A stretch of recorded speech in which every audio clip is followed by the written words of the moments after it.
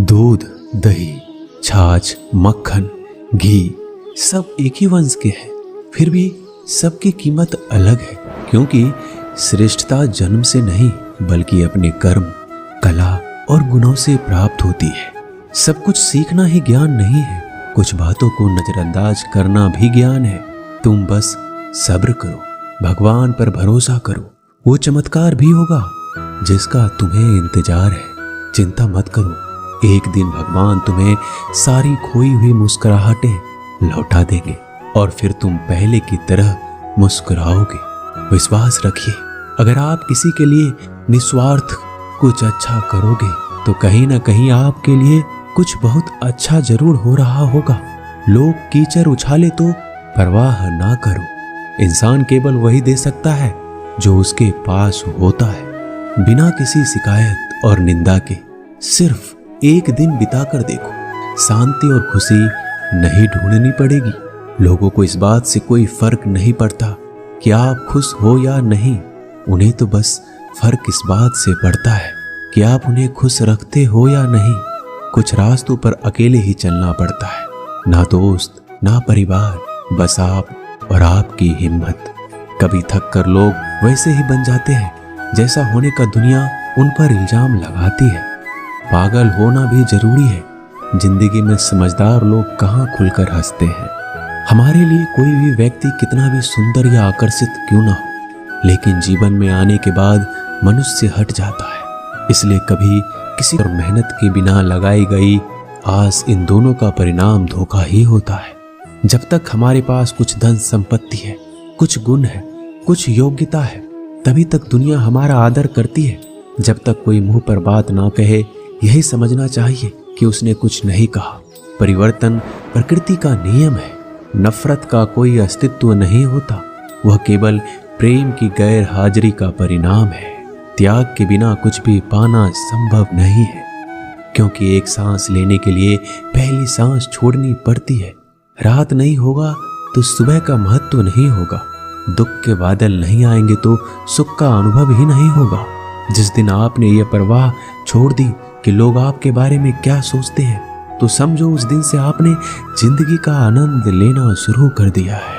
तुम्हें खुद को तैयार करना होगा, खुद की प्रगति के लिए। ये मुझे समझे, काश वो मुझे समझे, इसमें आधी उम्र निकल जाएगी। जिन्हें समझना होगा वो दूर रहकर भी साथ होगा, जिन्हें निभाना नहीं वह पास रहकर भी बहाने ढूंढेगा। अच्छा है कि खुद के प्रयासों से आगे बढ़ा जाए। स्वर्ग में सब कुछ है लेकिन मौत नहीं। गीता में सब कुछ है लेकिन झूठ नहीं। दुनिया में सब कुछ है लेकिन किसी को सुकून नहीं। और आज के इंसान में सब कुछ है लेकिन सब्र नहीं। हारना, रोना कोई बड़ी बात नहीं। हर कोई हालात से हारता है और रोता है।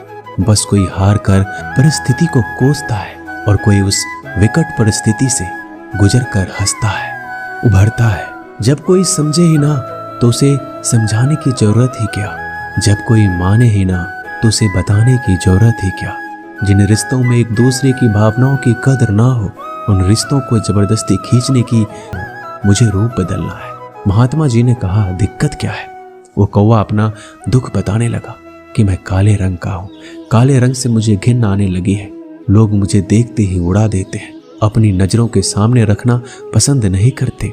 कभी आपने देखा है किसी इंसान को कौवे को लाड़ प्यार करते? मुझे लगता है ये जो रूप है मेरा, मेरी खुशियों के आड़े आ रहा है, मुझे बदलना है। महात्मा जी ने कहा, ठीक है, तुमने क्या सोचा है, क्या बनना चाहते? कौवे ने कहा, मुझे हंस बनना है। महात्मा जी ने कहा, बस इतनी सी बात, अभी बना देता हूँ। लेकिन हंस बनने से पहले तुमसे कहूंगा कि एक बार हंस से जाकर मिल लो और पूछ लो क्या वो अपने जीवन से खुश है या नहीं। कौवे ने कहा, बात तो सही है। कौवा उड़ता हुआ हंस के पास पहुंच गया और जाकर पूछा, मेरे मित्र, मैंने सुना है आप बहुत खुश हैं, आपके पास सफेद रंग है। हंस ने कहा, तुमसे यह बेवकूफ भरी बातें किसने कह दी कि मैं खुश हूं? सफेद रंग ही तो मेरे दुख का कारण है। कौवे ने कहा, सफेद रंग से क्या दिक्कत हो सकती है? इतना प्यारा रंग है, मुझे तो बड़ा अच्छा लगता है। हंस ने कहा, तुमने देखा है जब लोग मर जाते हैं, अर्थी उठाए जाते हैं तो अर्थी पर सफेद चादर ढकी होती है, ये भी कोई रंग है सफेद? मैं बड़ा परेशान हूँ, मुझे मौका मिले तो मैं अपना रूप बदल लूं। कौवे ने कहा, आप भी रूप बदलना चाहते हैं तो चलो एक महात्मा जी के पास। वैसे तो किसी का भी रूप बदल देते हैं, वैसे आप क्या बनना चाहते हैं? हंस ने कहा, मैं तोता बनना चाहता हूँ, क्योंकि तोते का शरीर कई रंगों से बना होता है। उसके बाद कौवा और हंस महात्मा जी के पास कहने लगे, हमें तोता बना दो। महात्मा जी ने कहा, ठीक है, मैं तुम दोनों को तोता बना देता हूँ, लेकिन पहले तोते से मिलकर आओ, क्या वो अपने जीवन से खुश है? दोनों, चलो भाई, रूप बदल देंगे। एक महात्मा जी हैं, वो हमारा रूप बदल देंगे। तीनों उड़कर पहुंचे महात्मा जी के पास और बोले, मैं मोर बनना चाहता हूँ। तीनों ने कहा, हमें मोर बना दीजिए। महात्मा जी ने कहा, ठीक है, बना देता हूँ, लेकिन उससे पहले मोर से जाकर मिलो और पता तो करो वो खुश है कि नहीं। फिर तीनों मोर के पास गए। मोर से पूछा, तुम तो बड़े खुश लगते, तुमसे खुश इस दुनिया में कोई पक्षी नहीं है। इतने सुंदर पंख, इतना सुंदर रूप, क्या नृत्य करते हो?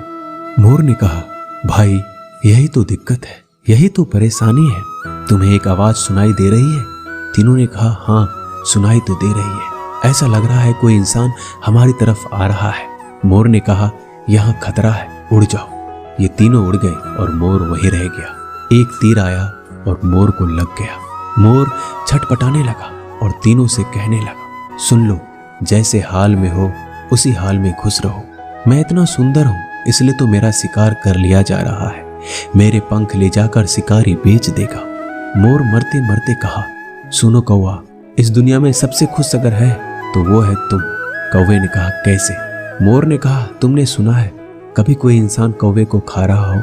मुर्गी के बच्चे को खा लेता है, लेकिन कौवे को कोई नहीं खाता, और कोई भी कौवे को पिंजरे में बंद करके नहीं रखता और तुम्हारा शिकार भी नहीं करता।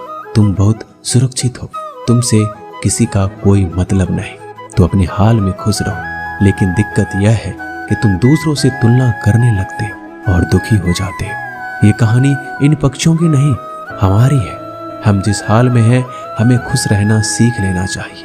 अगर तुलना करते रहोगे तो तुलना का कोई अंत नहीं होता। तुलना हमारे सुखों का अंत कर देती है। याद